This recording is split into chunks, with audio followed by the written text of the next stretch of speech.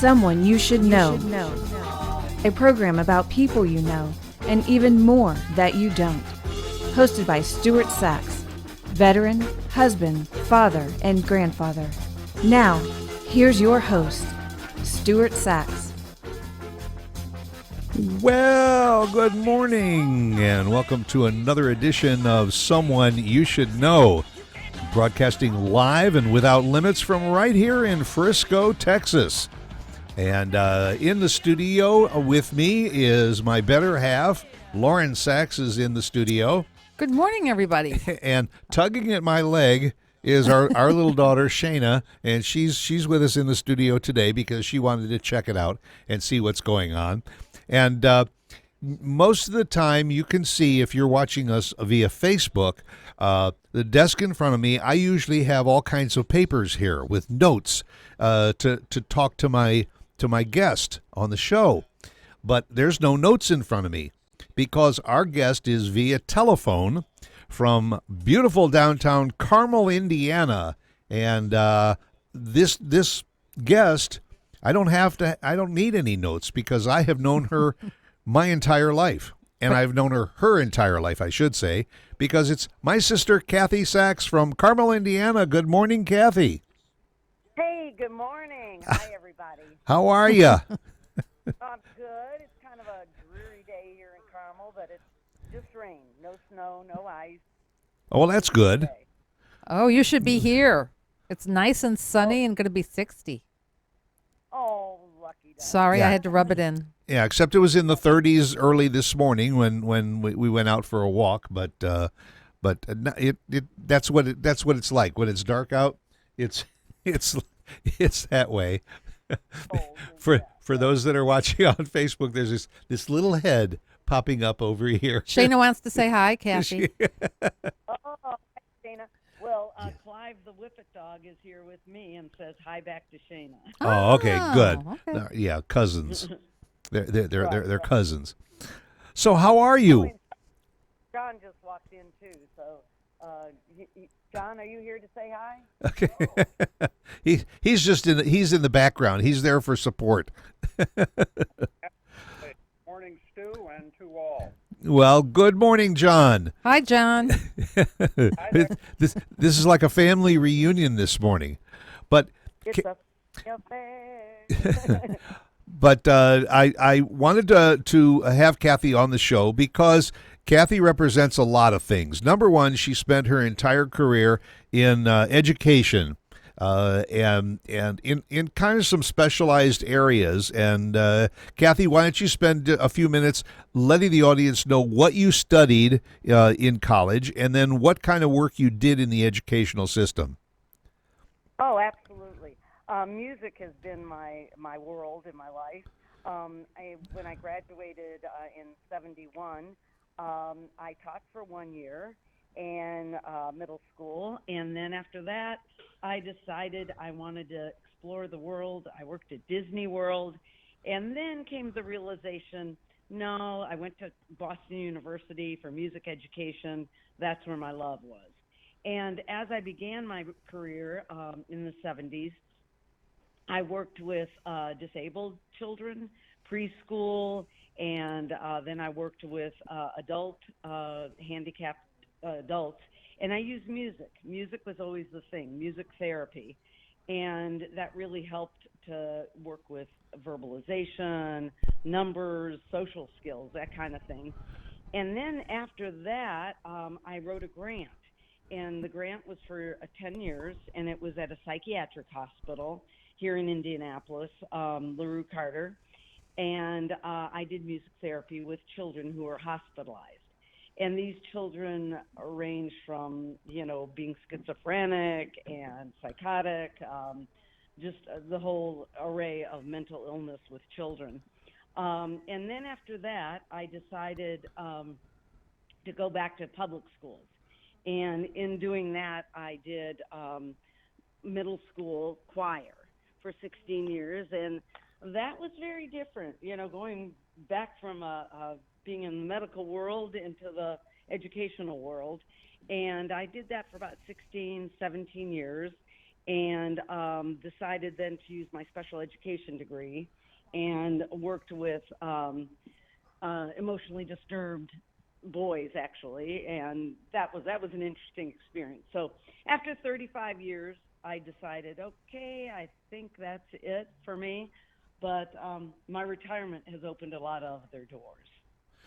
Well, yeah, and we're gonna get into that because you probably wear more hats than a haberdasher carries in his shop, and I always. Lauren and I were always jealous of not only what you did in the educational system, but then after you retired, and it's a true statement.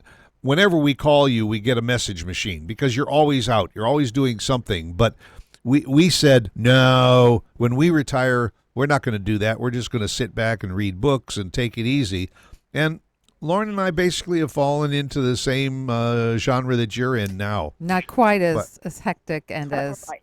good Well, for what she does for herself. Yeah, yeah. You know, you've become a real juggler. But what is interesting to me and always has been, Kathy, is a lot of people would say, teaching is a great profession and all, but man, to be a music therapist, that probably would be a lot of fun too. But to work with emotionally disturbed, physically challenged children and adults, and do the kinds of things that you did it by choice, and because of your love for what music could do, and that's the part that I think the audience needs to know a little bit more about, and that is, why does music seem to have a positive effect on people that are either mentally, emotionally, or physically troubled?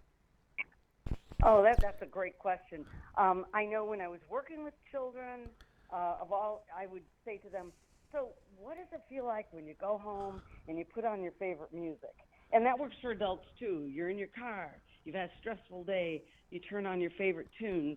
That just really starts to relax you and bring you down a little bit and put a smile on your face. So the effects of music are just, they're present by the things that you listen to. But now in my retirement years, I work with Alzheimer's is one favorite job, and the other is volunteering at a hospice with music. And how I see music with those is, especially Alzheimer's, brings back positive memories. And I try to just talk about their past with them, get them to acknowledge things from their past that get triggered by the music. If we do a song about a train, I'll ask them, did you ever go on a train? Where did you go on the train to? And that brings back a wonderful memory for a lot of them. And hospice, I just had a situation last week where I went in and the patient there was saying, I love Frank Sinatra. And we just had the best session of going over old music, talking about the old days. And ironically, Stu, it turns out that he was from Hammond. He went to school in Hammond. And so we got to trigger, talking about good things like that and not medical issues that he's dealing with right now. Very, very I don't know how you do it. Yeah. I'm in awe of you, Kathy. Well, I think it does take a special kind of mentality and dedication to be able to do this for people that really can benefit from it.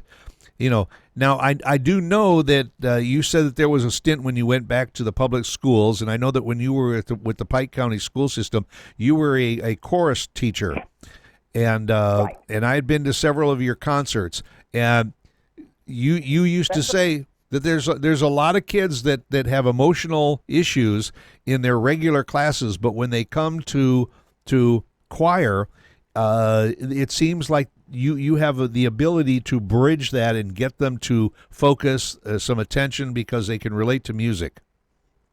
Right, and it gives them an area to be successful in. If they're struggling with academics, or a lot of them struggle with issues at home, unfortunately, music becomes a place that it's pretty easy to be successful in. Just opening your mouth and letting it out. And, and they can succeed and accomplish something that maybe they can't in other areas.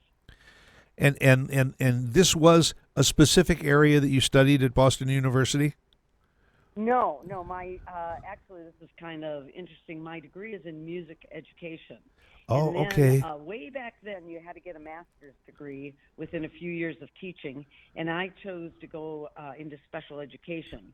And the reason being, I didn't want to have to go back and get a bachelor's in, In music therapy. in the therapy Yeah. zone. So I kind of just did it myself, and then as I was doing it and it was being successful, it kind of followed me.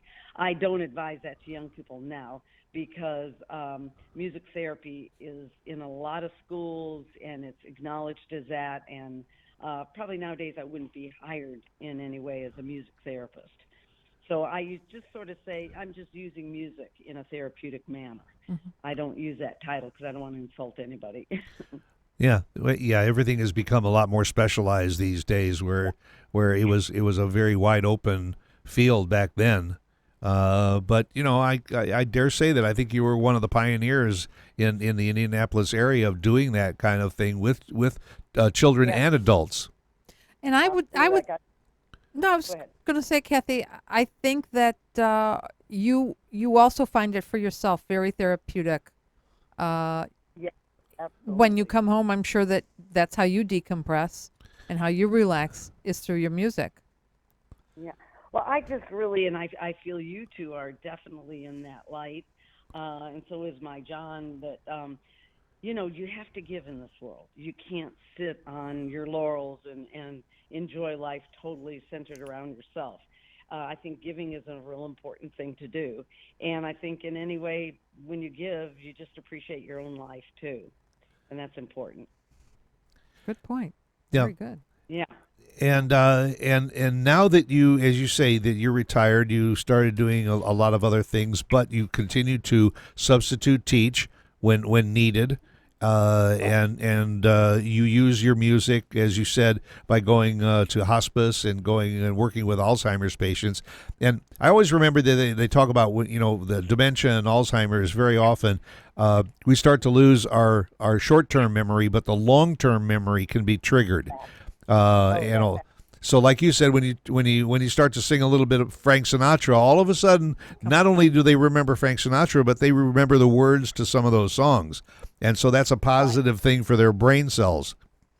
Oh, absolutely. And I really think too, in older retired people, I think we have to go out there and do something for others to, the aging process isn't always so beautiful, but I think it lets you step back and say, hey, you know what? No, I got it pretty good. I have to enjoy all the goodness of my life.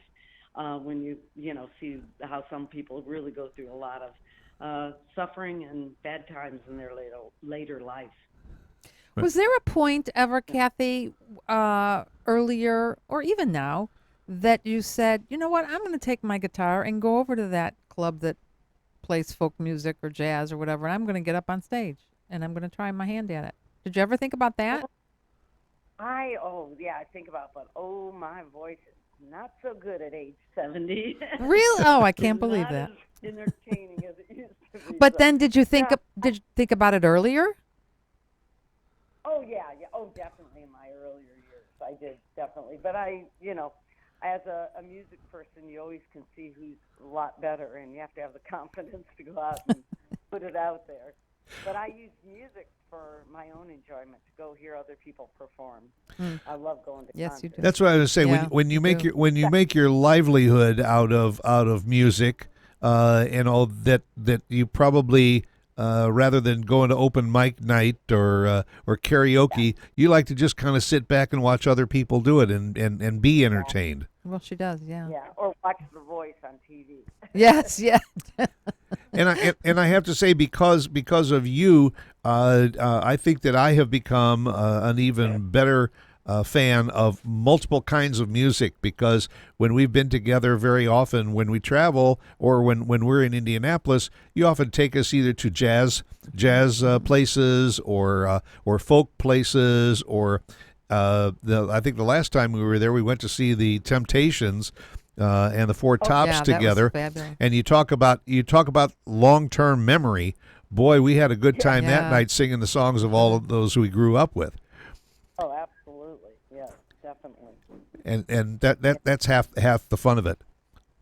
Oh Go- yeah. And What- I know, like for example, I think it was Monday. I wanted to go to the jazz place, and everybody I called my age was like, "No, I just want to stay in. I want to stay in." And I thought, well, poo. You got to get out sometimes and go enjoy the sound. So I'll get somebody to go another Monday for sure. Well, except with you, it's well, Pooh, you want to sit in. I'm going out. You You would always go. go out. Yeah. Oh yeah, like my niece, I have a bit of that in me. Yeah, that's true. That's true. Yeah, Right. You're not going to keep doing what I want to do, and I think that's a good attitude to have at any age. Well, and for the sake of our listening audience, and all, we got that from our dad, because our dad was a band leader in high school, and then during World War II, when everybody was volunteering to go, he and some of the guys from the high school band and all said, maybe we'll all go together and we can serve and play together, and they did, and he continued to serve the troops and everything during World War II, playing concerts and all for them when they were going overseas and when they were coming home.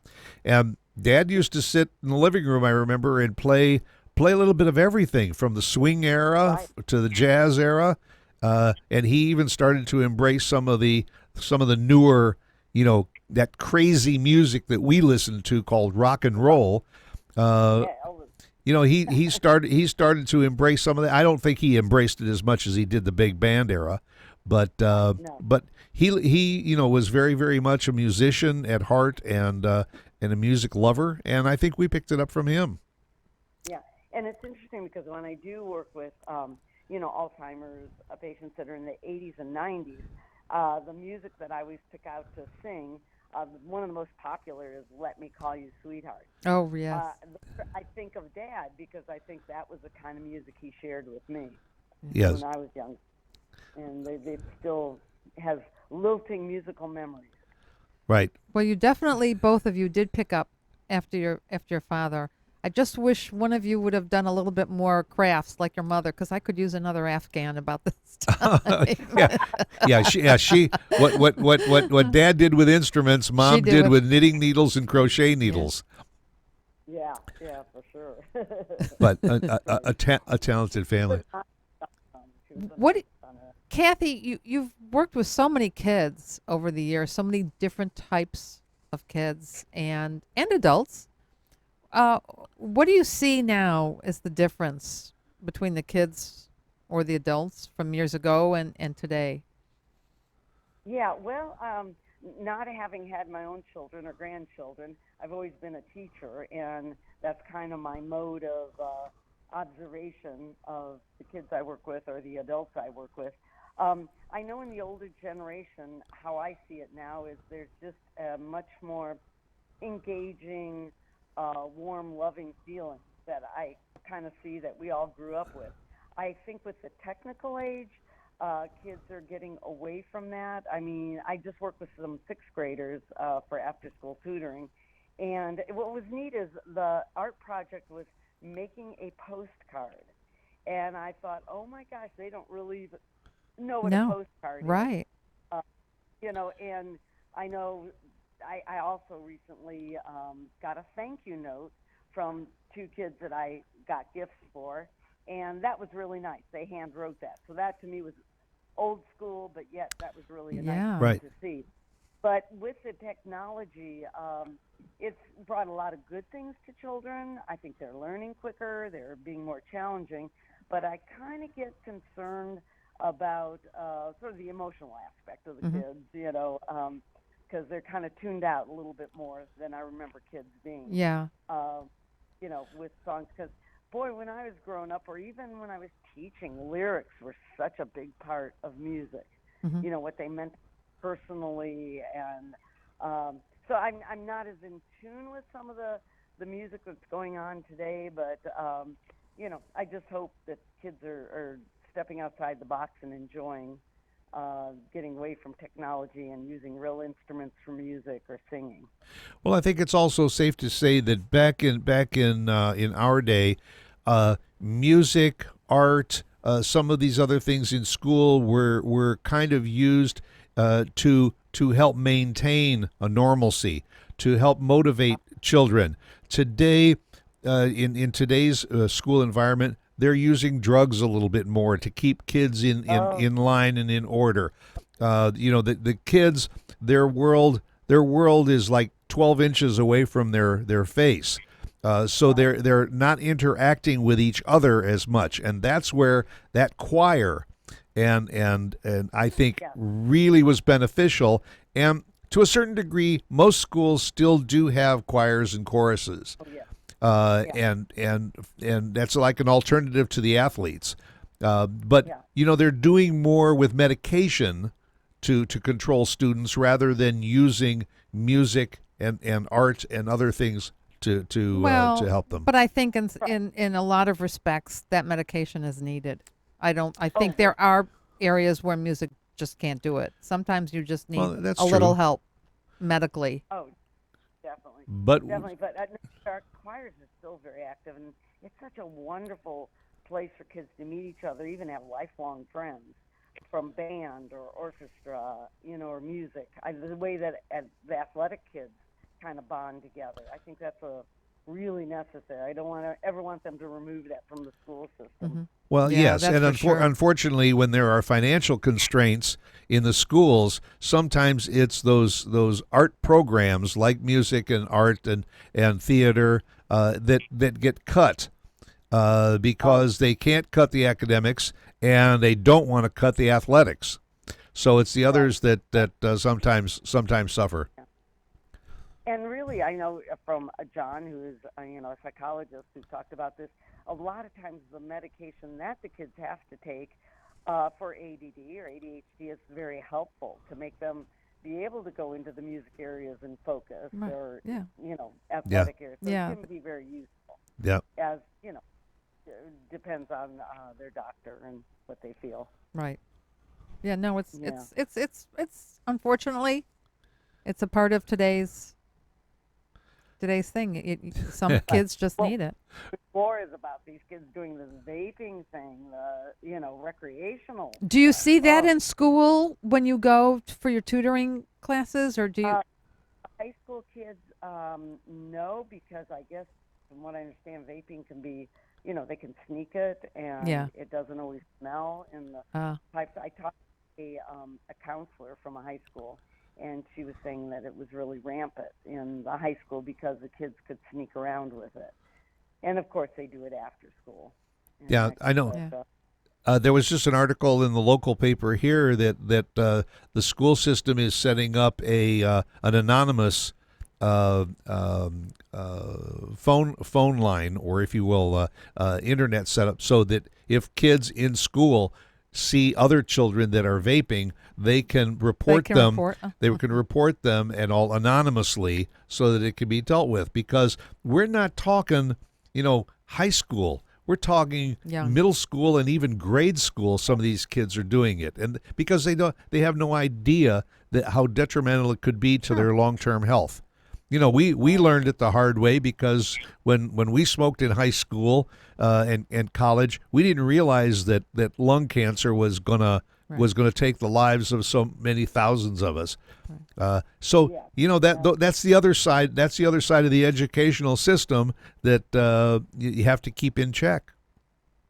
Yeah, and I think that's really important, and to educate the kids about what's going on. And so many of them are losing their lives because of all this. That's the sad part at a young age. Yeah.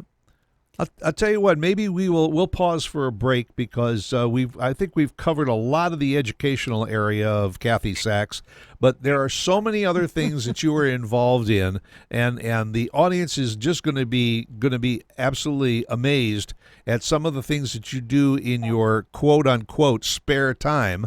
But we'll pause for a break, and we'll be right back with more of Kathy Sachs from Carmel, Indiana. And she is someone you should know. 3, 2, 1. KVGIRadio.com. Y'all have really just opened my bubble and just... KVGI Radio brings you conversation and entertainment. Be sure to follow us on social media. Who streams the best talk shows? We do.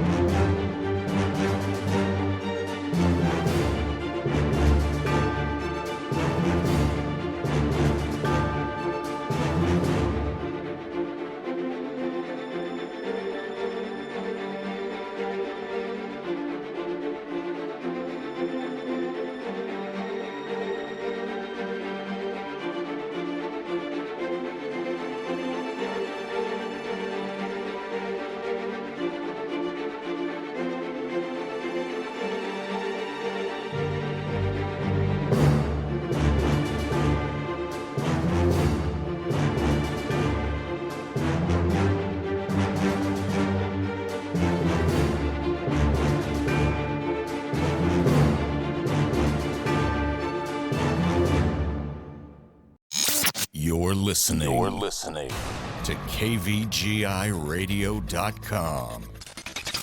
Streaming live from the KVGI studios in Frisco, Texas. Live without limits.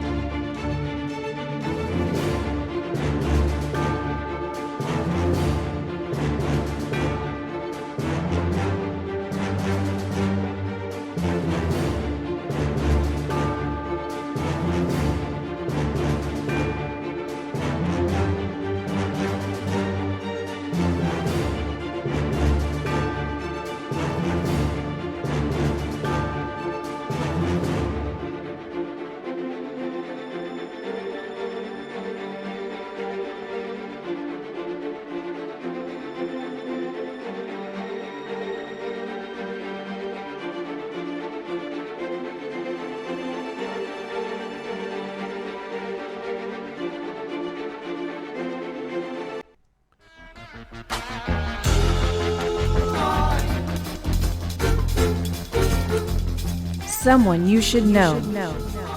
A program about people you know and even more that you don't. Hosted by Stuart Sachs, veteran, husband, father, and grandfather. Now, here's your host, Stuart Sachs. And we are back live and without limits here on KVGI Radio here in Frisco, Texas. Lauren Sachs and Stuart Sachs are your co-hosts. And from the center of Indiana, Hoosier Land, Kathy Sachs in Carmel, Indiana, infamous sister of Stuart Sachs. And did I ever tell you, Kathy, that you're my favorite sister? Oh, and you're my favorite brother. Yeah, that's because we're That's it. only the two of you. siblings. Correct. So you mentioned 1970. That's when you started teaching at in Indianapolis. Well, in 1971, I graduated from Boston University. Okay. Music education degree, and then I taught 1 year at Gavitt. At the high school you graduated from. Right, on the middle school level at that Yep. time for 1 year. And then I went to Disney for a year, and That's then right. came to Indianapolis. So that was about 1974.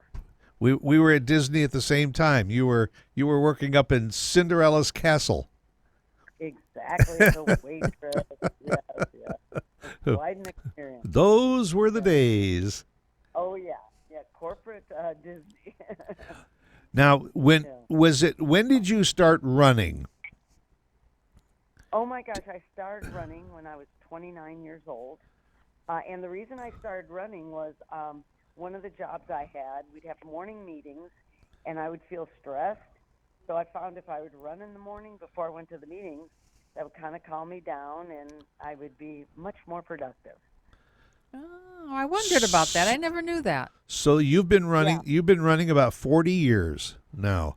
Absolutely. Actually, a little over 40 years, and that's the other side of Kathy Sachs, is because I was a runner for 20 years, and Kathy's been running for 40, and I stopped 20 years ago, and you make no bones about it because you are very, very healthy at age 70, and you just completed at age 70 your second marathon at age 70. That was no, number 9. That was my 9th marathon. 9. And Since you turned no, but I'm saying since you turned 70. Oh yeah, the one and only. Okay, you just ran the one in Indianapolis at age 70, Right. and you got you're winning all kinds of awards now, but Yes. you've run more races than I can even comprehend. But I do know that one of our very, very favorites they do in May every year, and it's around the theme of the Indianapolis 500. They call it the mini marathon. It's a half marathon. And you've run that one how many times? I think around 33. 33 times running that one. And you run basically a half. You've been running about a half marathon almost every weekend with your running group. Well, not quite that distance. Yeah. Now, right now I am doing physical therapy for a muscle, but I'm also learning that I just have to pull back a bit. So my running distance has gotten a lot smaller, but it'll get back there. Yeah. Yeah, it'll get back. But I and hope to do a half on in April. That's the goal. and not only that, but you just tell the audience what you just did. When was it? Last weekend? Oh yeah, well, my best friend John and I, we did what's called Bop to the Top. And what was interesting is I talked to the guys that have sponsored it for over 20 years. They were inspired by the sort of the walk up the Empire State Building, which I think is about 3 times longer than the one in Indianapolis.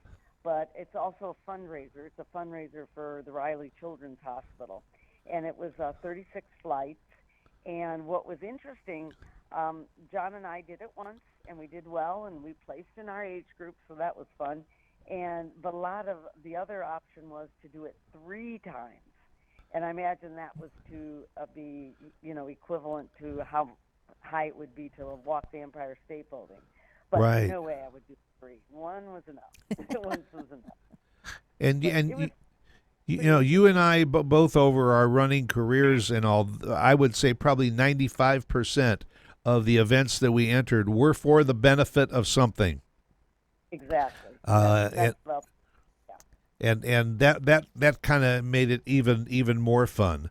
But and as I say, you have run all over the country. I know you've run Grandma's Marathon up in Minnesota, and you've run the Marine Corps Marathon, Chicago. Right. Chicago. I've done- Didn't you run Columbus? Yes, Columbus, Ohio and New York. Yeah. That was my big one. Yeah, that was pretty neat. So, and I also did one in Frisco, the Yes, Thanksgiving. that's right. Right. The turkey trot. That was very well done. Here. Very well done. And with all the countries that you've traveled to, you've never done a race there, have you? No, I probably because to go and have to focus on running a race. I think of when you travel as vacation time. Good To for get away you. from that. Yep, good for you. But a lot of people will travel. Yeah. Yes. For rest. Very much so. Yeah. So what advice do you give to those runners that are listening to the show right now that are in their 20s and 30s and 40s and all and you are still running at age 70? What advice do you give to them for longevity in their sport? Absolutely. Well, it's interesting because I do run with some runners who are like 10, 20 years younger, and they get themselves injured, and I think it's because my two big messages are listen to your body. Don't push. If something hurts, like in my case, I decide that's time to stop. Don't see how far you can get because I have one friend who's been pushing, and she's pretty seriously injured at this point. And it's fun because there's a lot of goals you can set for yourself. And one thing I did learn though is it's good to cross train. Don't run only. Go over to the gym, get on the bicycle, do some kayaking, do other sports because that strengthens your body in a lot of different ways, and doesn't weaken your legs, your running legs. That's a good point. Yeah, and also if you do have some kind of a running injury, then kayaking or rowing or something like that gives you an alternative. But my biggest message is for those of us, over 60 and up, you've got to exercise. And even if it's walking, getting on a stationary bike, something you have to put that, if you read all the literature, you've got to exercise. You can't just sit around because everything's going to just stiffen up and rot. And for those that are out there and they're running and they're pushing themselves and they never make it up to the awards ceremony, the best advice I can give you is just outlive all your competitors. Yeah, there you go. just keep running because by the time you get into your late 60s and your 70s, all of a sudden you're getting called up there to get an award. Well, bop to the top. Here, I didn't push it. I got up there. I got first out of 3. There are only 3. Yeah, see? Well, that's okay. And you want to know something? Even if you had come in third out of 3, you still would have gone home with an award. Exactly. But you did it. But that's the thing. You did it. Yeah. But still, in all, even when you're older, you find someone you have to kind of challenge and try to beat anyway. So that's right. That never goes away. Well, and you also become the inspiration for some of the other younger and middle-aged runners that are out there too. Yes. I'm a trainer for the mini marathon, and it was interesting because last Tuesday I'm just slowly getting back, so I was pacing myself, and I came upon a very young girl that was running and walking, and I said to her, let's just stay together. I know you can run to the finish, and go my slow pace. And boy, when she got there, she was so happy that she didn't stop anymore. And so I like to try to encourage the younger ones, and I always say to them, and you know what? You'll be running a lot further, in a different group next year. Just stick with me, and I know I can promote you to being a faster runner. And that is always the case. I don't see my runners from last year because they've gotten faster, and that's kind of neat. Wow. Is it fair to say, Kathy, there is not a day goes by where you don't feel like running? Every day that goes by, you feel you either have to run or do some form of exercise. Is that fair to say? Not, I know people like that very much, and I'm not quite that obsessed. I will not run, rarely, 2 days in a row because I don't think it's healthy for muscles at this age. I think you have to kind of give them a rest.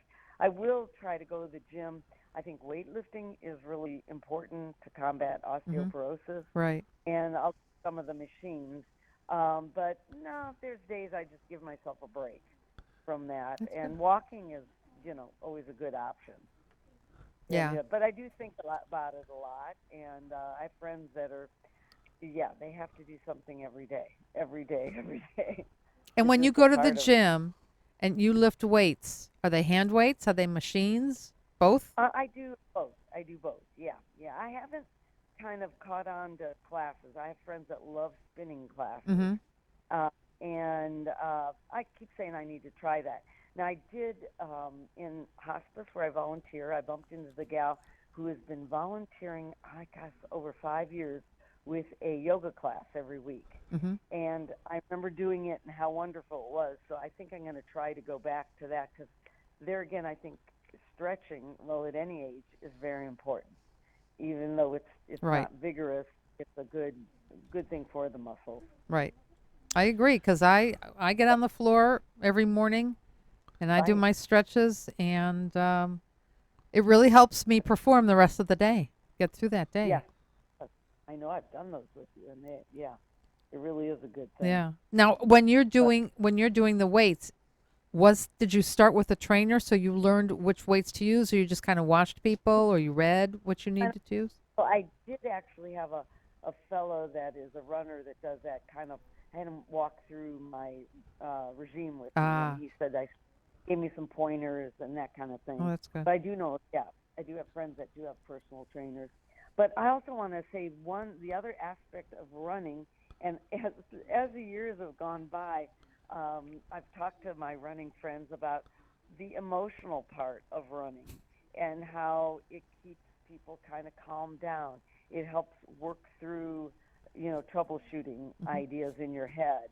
I think that because of the endorphins that it produces. And there was a wonderful film at our Heartland Film Festival. I don't remember the name, but it was about PTSD and about veterans that were having trouble. And the movie was about having them do something where they got their endorphins going, whether it was skiing, even amputee skiing, or going out running or mountain climbing. What they realized was missing for them was this endorphin high that they had when they were unfortunately on the battlefield abroad. And it was quite a fascinating film, but it made me stop and think about how running and exercise fulfills that for a lot of people. Oh, that makes sense. Right. Makes a lot of Yeah. sense. Very much, yeah. And also, I found that when you do go out running, walking, whatever outdoor exercise you do, I'm not a real fan of wearing headphones and listening to music while you're doing it. Listen to nature, listen to your own thoughts, and now get into yourself rather than using headphones, because that sometimes can put you kind of forget your surroundings sometimes when you get lost in the music. But Well, you've always been a proponent of that as from the safety aspect Yeah. too. yeah, And so I'd say to piggyback what we talked about earlier, one huge thing I have found is so many of the young people that I'm training have what I call earplugs, their Yes. music in their ears, Yeah. Right. which you go, you talked, you socialized when you ran. And when I asked a couple of them, they said, oh, I just like to sort of check out. That's their way to check out with music that they enjoy, Right. which that can be positive too. But running was that kind of time for them more than a social time.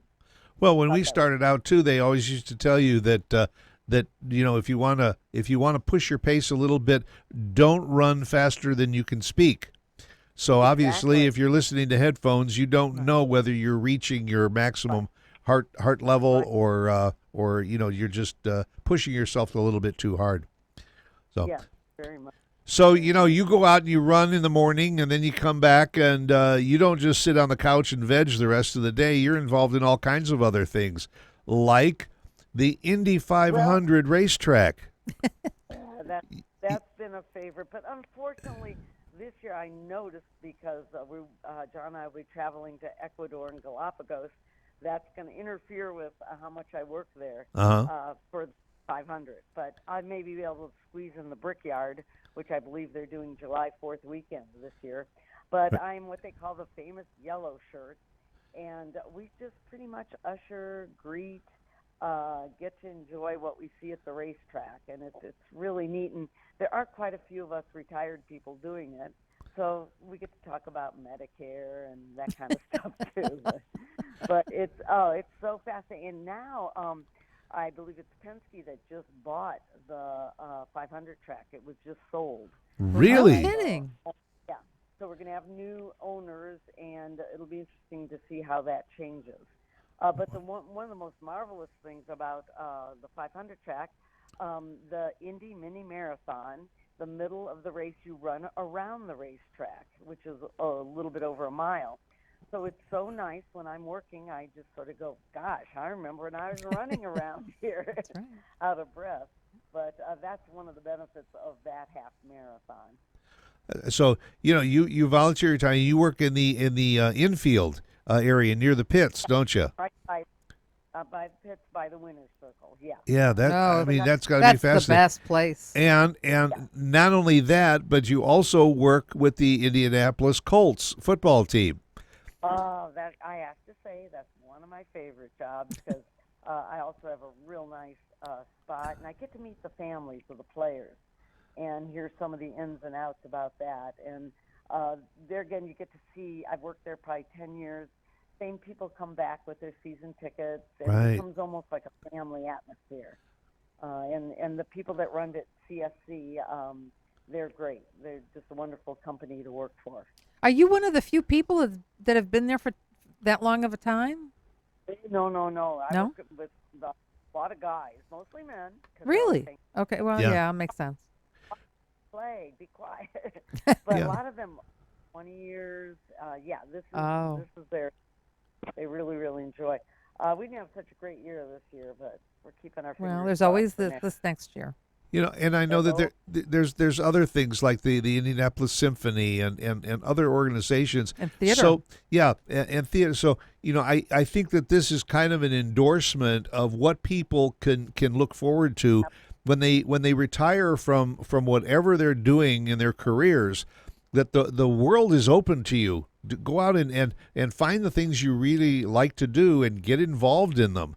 Like, some of them are going to be volunteer, but some of them are paid jobs.